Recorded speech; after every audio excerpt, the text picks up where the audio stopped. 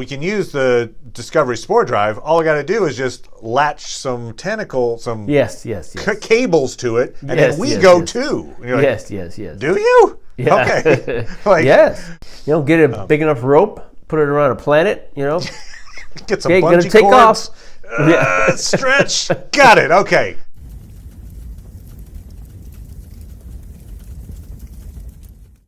Hey, Internet. It's Paul. It's Matt. The Dork Lords. We are here talking about Star Trek Discovery, Season 3, Episode 11, Su'Kal. We open with the continuation of the memorial for Georgiou. What's notable about this is that it features the return of Gray. Gray reappears to talk to Adira. Yes. Is apologetic, basically is saying... Stamets wants to give a piece of his mind to That's air. Right. Right. Punch the air. But instead, it's like, oh, look, you two have a lot to talk about. Gray is apologetic, basically says, is not sure how to deal with this new state of being, essentially. And so anyway, but that's all we get in this episode, but obviously that's laying groundwork for something. Which I'll put a pin in that. I have an idea for maybe where that's going. Okay. We end with Michael and Book in Book's ship trying to return to the Discovery in time to assist in this attack by Osira. They arrive just as Osira and the Discovery zip spore drive away, and they're too late. Yep. And that's where we cut off in this episode. Before we launch into too much, good sir, what are your overall thoughts about this episode? The whole thing of the takeover of the ship, which happens really late in the episode, maybe the last 5 minutes or so. Yeah, I mean that. I can see. Well, I guess I don't really know why they're doing that yet. So yes, Osira takes over the ship. Tilly is left in charge while Saru goes down to check out this Kelpian vessel. Tilly does a great job. She gets commandeered within a couple hours. Other people probably would have been minutes. So, she prolonged the inedible for as long as she could. I assume she will make amends in the next episode. But for now, if you were just to look at her I kind of feel like they're trying to do something with her character and Saru, and it's not what I anticipated, right? I think what I basically was expressing, I thought what they were going to do was some sort of he's ill or he's incapacitated in some way, and that's when Tilly would take command. Not he's just off the ship. Okay, I thought he might just be like they find a reason to get him off the ship, and so that he's not there. So who has to take command? The first officer. But right, well, one way or another. That's what I was anticipating, and I certainly didn't think it would be as bad as the ship being hijacked. So commandeered. So there's a lot for her to fix now. I mean, and seeing what they did with Saru, I'm not. I don't know. We'll see what happens with that, but it might have felt a little forced. In terms of my judgment is at fault. Right. I did a little bit of an eye roll when Michael is the one to tell him. Yes. That of all the people. Right, of all the people in the galaxy, practically, to tell him look, I think you're being a little too emotional. Your judgment's in question. What are you talking about? Yeah, being over emotional and letting that affect your actions. That's my thing. You really, wow, you've been really impulsive, and that's not something I've ever been familiar with. Ever. In you. Yeah, right. Yeah, exactly. But yes, they're kind of doing the, he is compromised by the fact that it's dealing with Kelpians. Although it's a little odd in that way, in that they're making it sound like there's no Kelpians left. And it's just this, but Kaminar, they talk about Kaminar in this episode. Kaminar and Kelpians are still a thing in this time frame. So it's not well, like I feel like they've expressed distant that memory. it was in trouble or something. Right. Well, and good they can't point. get to it as often as they'd like. That Osiris trying to lure the Discovery over to Kaminar by threatening it. And so she's trying to get to the ship, which she eventually obviously gets to at the end of this episode. But I'm just saying, like, the way that Saru is acting as though, oh, you know what? I left Kaminar behind all those years ago, and now here's this one person that's left. Whereas actually, Kaminar and, Kelpians are still a thing in where he is now. If he really wanted to see more Kelpians, he could. What about you, sir? I liked the episode, but I don't know. There was something is that was off for you. Yeah, something feels off, and I'm not sure what it is. I think maybe it's the fact that Su'Kal is. So we find out that potentially, now there could be another shoe to drop here, but apparently Su'Kal is the cause of the burn. Yes. Su'Kal is a Kelpian. Saru recognizes that the female Kelpian that was talking to him doing the hologram was pregnant due to her forehead. Yeah. And so he theorizes correctly that her child may have survived in some way. And so sure enough, her child was raised by a hologram. She programmed a holograms to a holodeck to raise the child, Su'Kal. Yeah, and strangely, the fact when the crew, the Discovery crew, comes on board, the holosuite says, "What? This is a Kelpian. This isn't like the older Kelpian that he's seen before. So let's just turn to him a human." And it is weird that the Kelpian was turned into a human. He's not going to understand that. So let's change the humans into a Bajoran. And into, what was the other species? A Trill. Yeah, that'll make sense. I agree. While I enjoyed seeing them play these different races and see Doug Jones out of his makeup. Yes. It was, the explanation was a little, you're right. It was like, what? Really? Oh, the Kelpian that we're trying to raise wouldn't understand a Kelpian in here, so let's make it a human. Okay. And they've got this older Kelpian who tells them stories. But no, that's just the old storyteller. So Su'Kal is this child raised by computers in this nebula that's got a lot of radiation. We also find out inside the nebula. And it's got this advanced holosuite, so it's more advanced than anything we've ever seen before. Okay.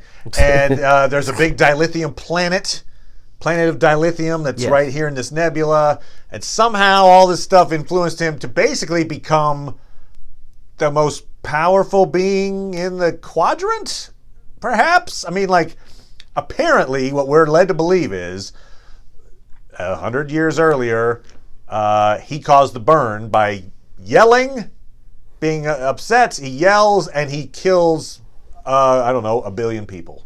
Yes. Well done, sir. Who knows what would happen if he wasn't so close to the dilithium planet? Sure.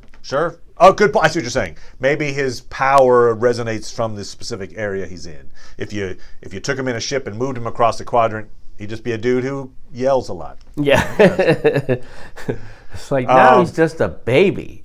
Yeah, right. Played by Bill Irwin, which... awesome actor. We last saw him in the Legion series. I believe he's also a trained clown. Exactly. Yeah, he's big into physical comedy, and you see him doing the physical stuff, playing a Kelpian. So excellent choice in terms of casting. For Su'Kal. I just feel like it's an odd. I don't know. It's just like, oh, right. There's this all-powerful being who just killed everybody. Okay. Anyway, moving on. Like, oh shoot. Okay. The idea is, I guess he yelled loud enough once. He almost yells again. This time they quiet him down in time not to kill everything in sight. But what do you think? Okay, 100 years went by where he's been okay, I guess. I don't know. He's been in some kind of stasis. What do we think caused him to scream? I'm gonna give a theory. Okay. Here, I'll give a theory. His mother dying? I think his mom dying is probably what made him cry out and retreat into Hollow Suite land. I did like this touch of Michael pretending to be part of the Hollow Suite. Yes, that was very good. That was a cool idea. That cool was theory. very well done. And it reminded me, my buddy Theron, once he was in the beta testers for one of the original online role-playing games, Ultima Online. And he was he was a bit of a jerk in that what he did is he would pretend to be an NPC, pretend to be part of the game, and then he would send people on quests that didn't exist. And so they'd run off and to try to get the flaming sword that had no chance of success, and then he'd run off. Anyway, so he was an early Michael Burnham. I see. So she tries to use that game logic or whatever to try to interact with Su'Kal to like, hey, what about things that might be outside here? Because she realizes that he doesn't know that there's something potentially outside of this Hollow Suite. I think I've heard it theorized. The thing that he's afraid of is the exit. They were trying to find the exit and they couldn't. Oh, okay. Right. Good point. So you think ultimately it's I've heard that expressed. There's a manifestation of his fear that's floating around. We don't know what this thing is exactly, what it represents yet. Maybe you're right. Maybe it's the exit. But pretty cool little special effects on that. It looks it's a legit kind of scary creature that's something to be avoided. They're still there at the end of this episode. Yes. You've got Saru and Culber and Adira are all now in the Hollow Suite. And the idea is that Su'Kal's going to have to get over his fear in some way in order to probably leave and recover in some way. The little theory I had about Adira and Gray is perhaps when they beam down into the Hollow Suite, maybe the Hollow Suite can interpret Gray, and instead of being as the spirit, Gray becomes a Bajoran or something. You know what I mean? Like, in other words... Maybe it interacts so that Gray actually has some kind of a visible personality. Yeah, one thing that they've established now, right, and scientifically I'm still dubious, but they have portable transporters, and the Hollow Suite is based on transporter technology. So why can't you have portable Hollow Suites? Like typically, like in the Voyager. The EMT or the LMH, I guess is what it is, the doctor, it was confined to an area. So, but, and I think they had to get portable emitters so that he could go to different places when the show wanted him to go to different places. Gotcha. But, maybe they're, maybe with this. Like, emitters be damned. Although, you'd think, like, I don't know. You'd think they'd be aware of that technology already, though. So it wouldn't just be on this ship. Are you then suggesting that one way to kind of move Su'Kal would just be let him pretend he's still in the Hollow Suite and just move him around? I guess that was what I was actually thinking of Gray. Oh, okay. Yeah. Anyway, I could be totally wrong on that. I feel so weird doing this. What if we put you into this Hollow Suite program? Look. Osira now has the ship. They've put some kind of restraining thing on Stamets to make him a zombie, essentially. And I think most certainly another example of bad security in the future. Right. Everybody can beam any place without shields are going to stop, come on. You think you have additional levels of shields then, if that were the case? Like, our shields are full, but our internal shields are still good, right? Right. Yeah. They get. And all that time, they still haven't. How do we phase and cloak ourselves and keep our shields up? Still, they haven't cracked it. I'll say that I was expecting at least someone to get shot by the Emerald Chain. Like they were. Yeah. I mean, they want to hold hostages. I feel like it's not really supportable logically that she just wouldn't, I mean, I like Tilly far more than you, But really, right, it's like bang. Yeah, I can just get like, and I've won, and I'll kill you. Right, get out of the captain's chair. No, I'm not. I mean, maybe that's the thing we haven't discussed about this character is that it has that she has a high impetus to gloat. So. Right.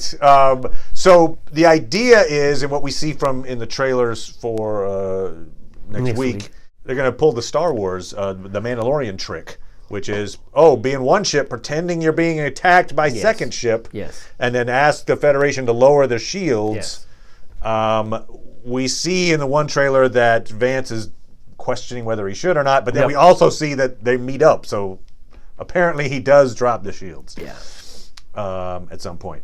So Osira's, I assume Osira's purpose is to take out the Federation, but then why would she she board the Federation? Why not just like, I'm in, bang, bang, bang, bang, bang, bang, bang, or whatever, like blow it up. Like she seems to be blow up the ship? Or blow up the headquarters. I don't know. Oh, I see what you're saying. Yes, because she does want the ship. Instead, she's like, I want maybe she wants to build the new technology to move around, the spore technology. Yeah, now this is the first time we've seen this idea, which is, hey, we can use the Discovery spore drive. All I got to do is just latch some cables to it, and then we go too. And you're like, yes. Do you? Yeah. Okay. Yes. Then that means you could, theoretically, you could move a whole bunch of ships that way. Probably. I don't know. Just like all hook up together and go. Schwink. Get a big enough rope, put it around a planet, Get some bungee cords.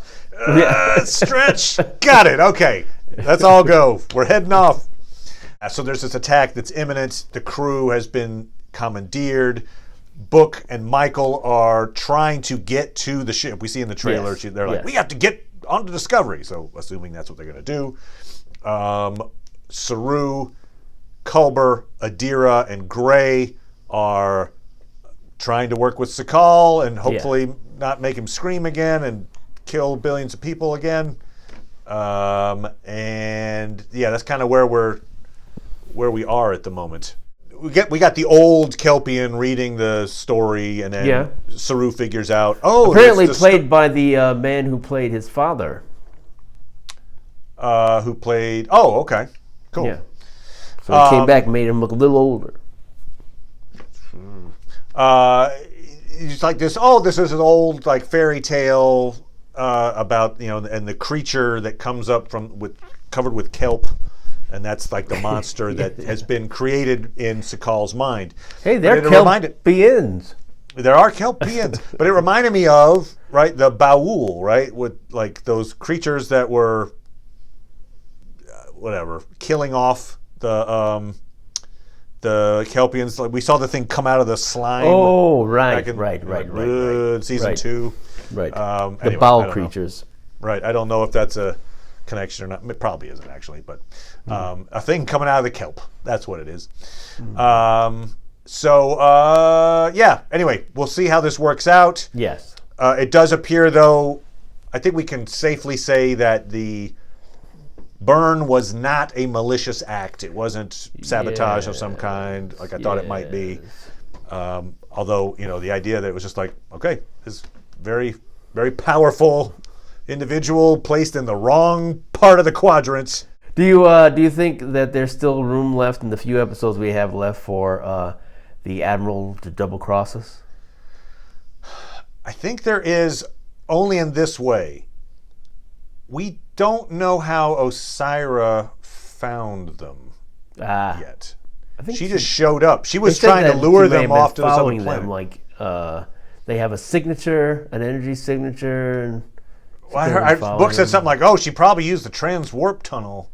Yeah. But I'm like, okay, that's how she got there, but why did she get there? Yeah. Okay. I'm not saying Vance is the reason, but I feel like there's a spy. I feel like somebody has like been given intel. Okay. I don't think one option would be, maybe it's that thing that that Book used, like, here's Emerald Chain Tech, and Vance was like, you probably shouldn't use that. I mean, that would be a real jerky thing for the story to do, to be like, no, Book was just an idiot. Well, he could just like, oops. Yeah, oh man. So I don't think they'll do that to Book, frankly. So No, I don't think that's the reason. Yeah, I wouldn't think.